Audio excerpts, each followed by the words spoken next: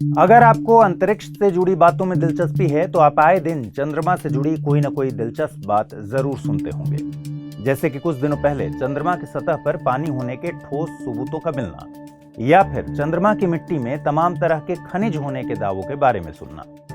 इसी तरह आपने ये भी जरूर सुना होगा कि भारतीय अंतरिक्ष एजेंसी इसरो ने बीती 14 तारीख को चंद्रयान 3 लॉन्च किया।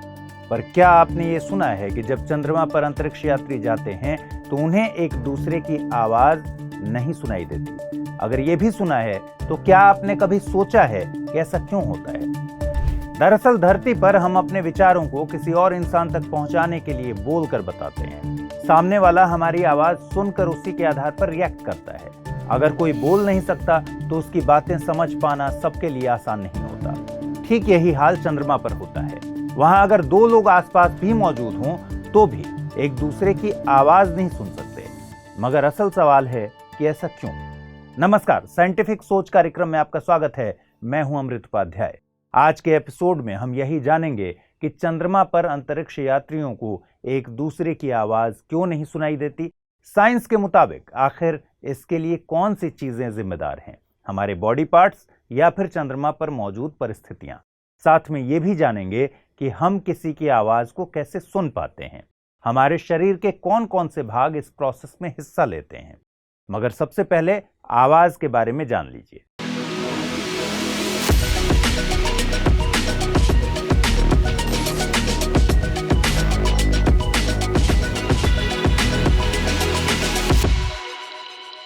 आवाज या ध्वनि एनर्जी का ही एक प्रकार है जो तरंगों के रूप में पाई जाती है। यह कंपन से पैदा होती है, मगर यह जरूरी नहीं कि सभी कंपन आवाज ही हों। जिन कंपन को हम अपने कानों से सुन पाते हैं वही आवाज होते हैं। मजे की बात यह है कि इन आवाज की तरंगों को सुनने के लिए भी माध्यम की जरूरत होती है। इसे आप ऐसे समझ लीजिए कि जिस तरह बिजली का तार कहीं से कटा हो तो बिजली दूसरी जगह नहीं जा सकती, ठीक इसी तरह आवाज को सर्कुलेट होने के लिए माध्यम की जरूरत होती है। जब माध्यम होता है तब माध्यम के जरिए आवाज की तरंगे हमारे कानों तक पहुंचती हैं और सुनने के लिए हमारे कानों में वाइब्रेशन पैदा करती हैं। हमारे कानों को सुनना तब मुमकिन होता है जब यहां तक पहुंचने वाली आवाज की तरंगे विद्युत संकेतों में बदल जाती हैं। फिर ये हमारी सुनने वाली तंत्रिकाओं के जरिए दिमाग तक भेजी जाती हैं और तब दिमाग हमारे तजुर्बों के आधार पर हमें बताता है कि आप जो आवाज सुन रहे हैं वो असल में ये है। जब कोई चीज वाइब्रेशन करके आवाज की तरंगे पैदा करती है तो वह अपने चारों ओर के हवा को धकेलती है। उस चीज द्वारा पैदा ये वाइब्रेशन आसपास की हवा को कंप्रेस करके उसे आगे बढ़ाते हैं। इसके चलते आसपास निम्न और उच्च दबाव वाले क्षेत्र बनते हैं। आवाज की तरंगों के वाइब्रेशन के कारण होने वाले हवा के पार्टिकल्स के विस्तार को विरलन कहा जाता है। फिर ये तरंगे जब स्रोत से हमारे कानों तक पहुंचती हैं तो कंप्रेस और विरलन से जुड़ा हुआ एक पैटर्न बनाती हैं। इस पैटर्न से हमें पता लगता है कि हम क्या सुन रहे हैं। मगर जब माध्यम नहीं होता है तब ये तरंगे हमारे कानों तक नहीं आ पाती। मतलब अगर माध्यम नहीं होगा तो हम आवाज को नहीं सुन पाएंगे। माध्यम ठोस, द्रव या गैस किसी भी तरह का होता है, पर एक दूसरे को सुनने के लिए हमारी आवाज को गैसीय माध्यम की जरूरत होती है। मतलब धरती पर गैसें हमारी आवाज को एक दूसरे तक पहुंचाती हैं। जहां निर्वात की स्थिति होती है, यानी जहां गैसें मौजूद नहीं है, वहां आवाज नहीं सुनाई दे सकती। यही हाल है चंद्रमा पर।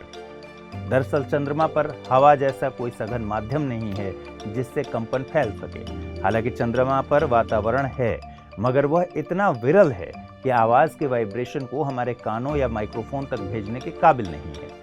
अपोलो 17 लेस की चंद्रमा के वायुमंडलीय संरचना पर मौजूद रिसर्च के मुताबिक चंद्रमा पर नियॉन, अमोनिया, मीथेन और कार्बन डाइऑक्साइड के साथ हीलियम और ऑर्गन के वातावरण के तो संकेत हैं, पर यह वातावरण इतना पतला है कि यह सुनने के लिए ठीक ढंग से काम नहीं कर सकता। यह इतना सघन नहीं है कि ऐसी आवाज को हमारे कानों तक पहुंचा सके जिसे हम सुन सकें।